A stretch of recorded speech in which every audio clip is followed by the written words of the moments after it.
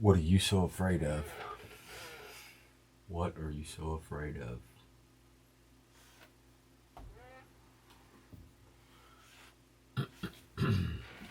The world's on the brink of destruction.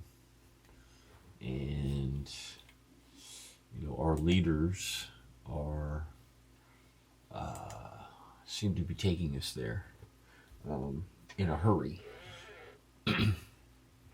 And the only two things that seem to be fighting back against that are Bitcoin and independent media. And doesn't matter what kind of media you watch. If you watch too much of it, you are indoctrinated into a way of thinking. And it's just human nature. So we have to be very careful about what we consume and what we believe. And we have to be very aware of the reality in today's world that we are being lied to constantly.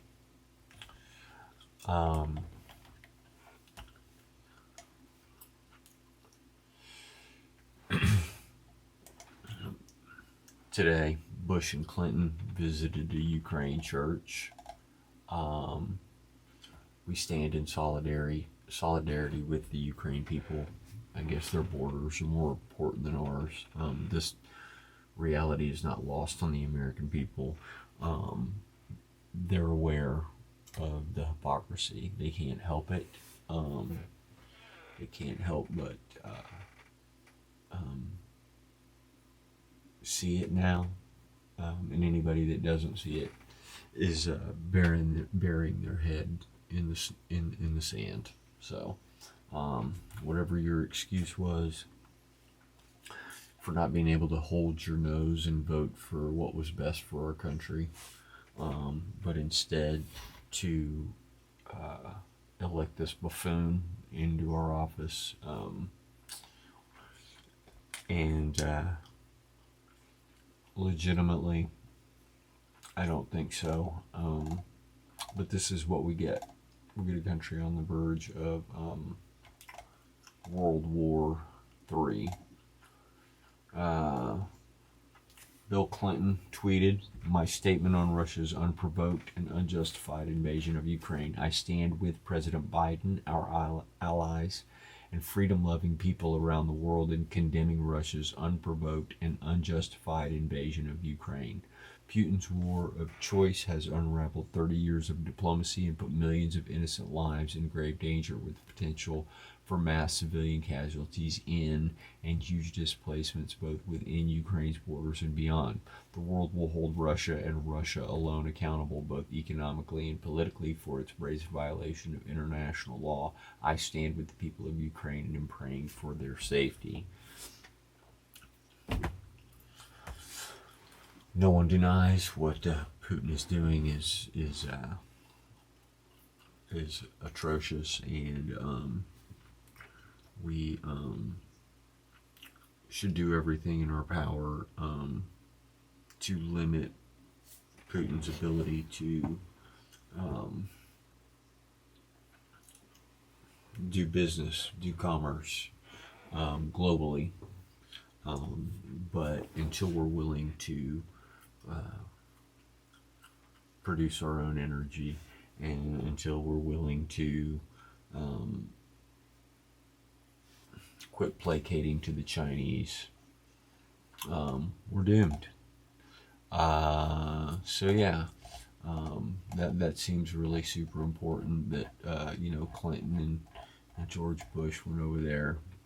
Well, what I don't understand is the odd relationship that we seem to have had with Ukraine over the course of the last several years.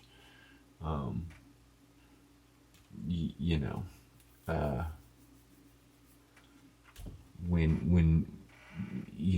Putin has been wanting to take this area back and my understanding is that Obama sort of told him that after he got elected in 2012, it was his last election, and he would be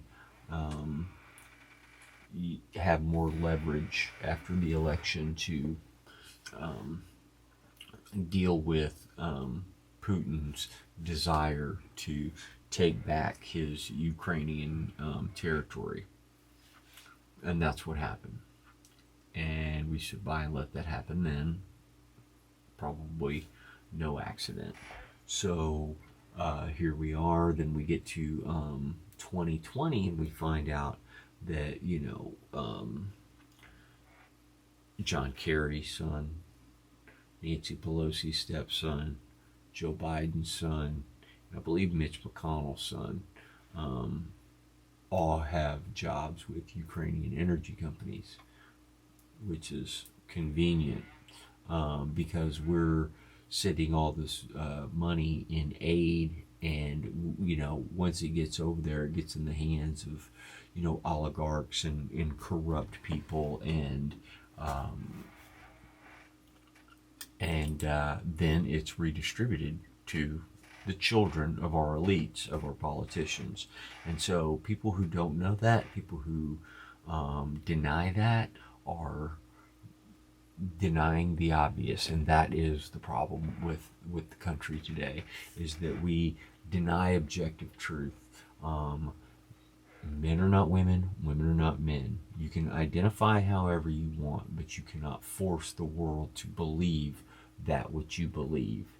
And that is that's what's going on here. I mean, we're constantly being forced to believe, or someone, it feels like we're trying to be forced to believe things that just aren't true, like there's no crisis at the border, like every Democrat-run city in the country isn't falling apart, like crime isn't out of control.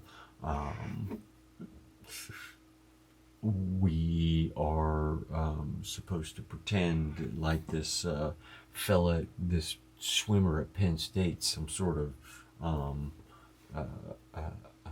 hero, and as he's about to smash the women's records in swimming, and it just goes on and on and on. I mean, it started, there's been all the talk about the mass psychosis, and the reason that it grabbed everybody's attention, the very subject, and the reason that they then tried to slander Dr. Robert Malone was because he was right. You can always tell when somebody's over the target because the media gangs up on it. This person, Joe Rogan, his interview with Dr. Robert Malone, that's tip of the iceberg stuff, but it's something in the greater zeitgeist that everybody remembers, and so it's important to bring up, but it makes the most sense. We were suffering from mass psychosis, and then the mass psychosis started with Trump. Trump was such a threat to the elite class, to the way of life that the elites had come accustomed to, by selling out the American people, by placating to China, selling out corporations, or selling out American jobs. NAFTA being one of the worst things that we ever could have done. But that's what they did. Their idea was that America was going to move on from these industrial trades, and we didn't need to produce all this stuff. We could buy it cheap from China and let them use slave labor. And now we don't produce anything here. We just we need to be making chips here, and we need to get people back to work. We need energy. resources. That's the only thing that's going to stabilize us as a global leader, is if we start producing more energy. But they want to force us all onto some sort of platform that they deem more suitable for the planet. And I just don't have any confidence in the idea that that our leaders are going to tax us into a safer planet. And then there's the hypocrisy with that. I mean, these people that go around, flying around, I mean, we're on the verge of World War III, and John Kerry is in, he's flying to Brussels to talk about how awful, this war is going to be for the climate. People in India, people in China, people in Russia, where there's just massive a massive increase in the amount of carbon emissions from these countries, as opposed to what we're doing here. And they just can't let well enough alone. They can't let the free market dictate that move, that transition, because if there's money to be made, there's people out there that will innovate, but you have to reward innovation. You can't continue to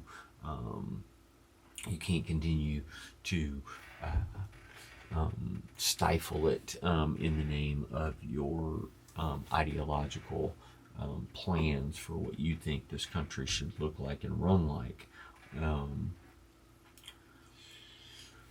So fear not, right? Fear not. That's what this is about. It's about, it's about standing up, and it's about not taking the shit anymore. Really, that's what it's all about. We're in a world now where, a very, very small minority wants to dictate how society is run, how society is, just regulated, and it's ridiculous. Let's check out the front page of CNN. That's always fun. See what their reporting looks like, as opposed to more conservative. Or Russia is constructing earthen berms to protect military positions northwest of Kiev. New satellite images show. Mariupol assault. New significant destruction and long line of cars leaving. Yeah, I mean, people are fleeing. People are they're but who's suffering is not the elites. I mean, whatever power structure they had in Ukraine, they haven't been honest about. I mean, Zelensky, they love to make heroes and stars out of people, and this guy was a comedian, and a actor, and he's I think it's a democracy over there, but Zelensky's had opposition journalism jailed. He's not just some sort of innocent character, and I'm not defending Putin by any means, trust me, but what I don't understand is why is this our issue? Why is our elites and our government so concerned about what's going on over there, and these alliances that are forming globally are not good. Not to mention what if my understanding through my conversations with people that I trust, or that if we see oil start to be traded in anything but American dollars, which is how the global oil market is set up, that it could mean the collapse of the United States, and we're that close to it. China has no loyalty to us other than we buy all their bullshit. That's their loyalty to us, and they need oil, they need energy too. But they're not really concerned. There's a billion of them, and I promise you, if a few of them starve, they're already starving. So let's not kid ourselves. But yeah, Alaskan Republican Oksana Shvets, famed Ukrainian actors killed in Russian strike. I mean, Nicole Kidman reenacts. Oh, okay, I Love Lucy. Yeah, I mean, it's all garbage. I mean, this is not information. Is this even what people consider, breaking news? I don't know.